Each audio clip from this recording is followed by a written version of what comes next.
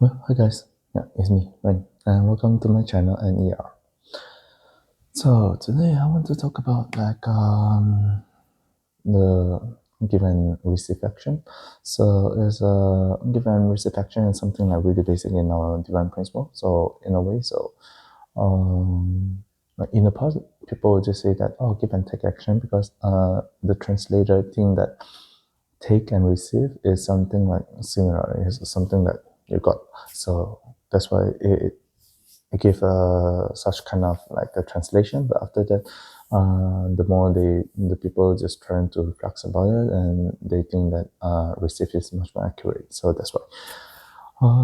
Yeah. So that's an interesting part for the give and receive action. So what is the give and receive action? And the definition is much more like two individuals, two objects, even can within yourself, like your heart and your mind and your body, and these two objects, and they just interact with each other.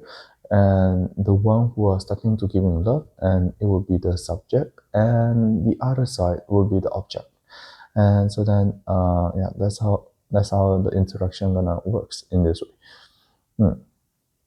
Yeah, and that's how the give and receive action started, because the subject giving the love to the object, and the object returns beauty towards the subject. That's how the whole circulation it just make.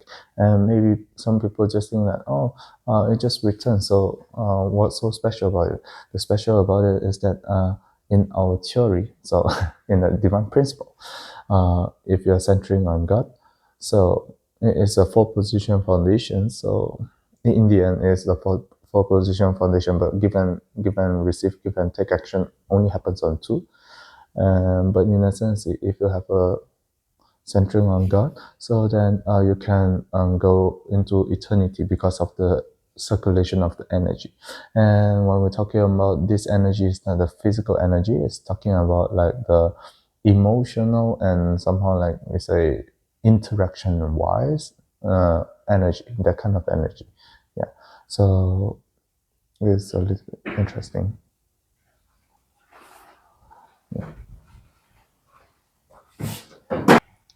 Yeah, so that's how we talk about the energy, like how it interacts with each other. So yeah, and talking about the give and receive action. So if you want to know like why is receive, if you do want to read the divine principle, we have another book to recommend you. It's from the people that's not our church, yeah, but like we found it's really interesting. So it's the surrender experiment. Yeah, you can go and watch, go and look at that book. And like in the book, like the author already talked about like how he tried to surrender to the universe and surrender to his own conscience, and that's why he got all this like inspiration all the time, and that's why he earned money. Not because he chased the money, not because he's really smart onto how to get all the money. He calculated. No, it's something like he just found that it is calling him, something like this. So it's a very interesting book. And then yeah, so today I just want to talk a little bit like why do our church somehow in a sense not really like growing in a sense is also because of the result of the give and receive action, which means I mean the absence of the give and receive action. So when I'm talking about church, I only talk about my own experience. I don't have big data. I don't have anything like really like straight onto it. But yeah, in a sense, I just know how to talk about it.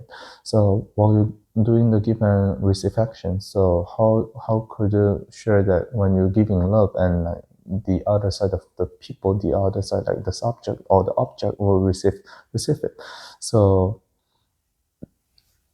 your partner yourself, if you want to give the love, it need to centering onto them. So in a sense, you need to ask them. You always need to ask them like what is the love that you want to receive from me? Yeah, right. So what do you receive?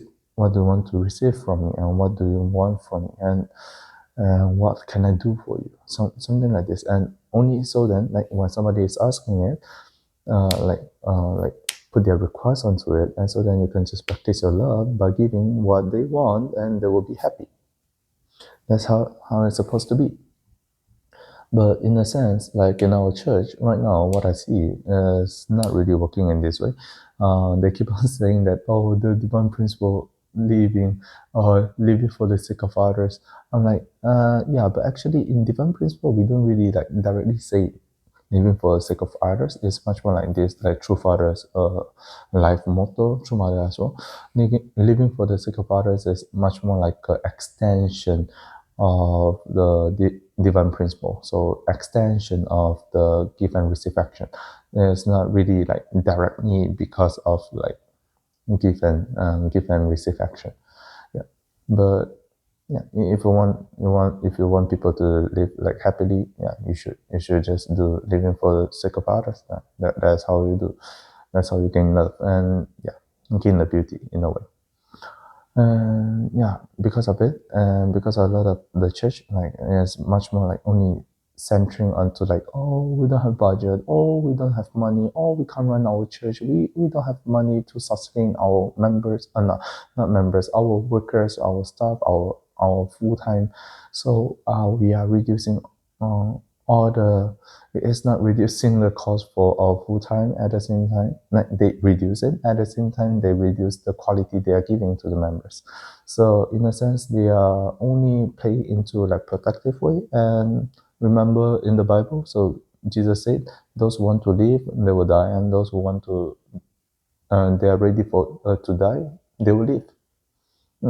Yeah. So actually, it's always like really, really like a beautiful way, and to you have a lot of beautiful way to do this kind of work. But a lot of our time, our church leaders are not really educated. I would just say they are not really educated, and they are, because our church is new. I would just say we have the theology school, but still we don't have enough like capacity of the members that join into the our theologian school and becoming a national leader afterwards. We don't really have that. And that's the sad part of it. But yeah, but then like, in a sense, yeah. So that's why this all these kind of problems happen that is not supposed to happen. But yeah. And while we're talking about the give and receive action, so because always we say that in the end, so basically the most beautiful thing that the human can do is to give love. So in a way, if you go and read the art of loving, you will just know um, when people love, it's not that they love, it's not because that they receive love, but because they start to know how to give love. That's how you start to know how to love people. So yeah, that's another book for you for the recommendation, the art of loving. Yeah. So these are the things that I want to talk about today. And yeah, thank you so much, and see you in my next video. Peace.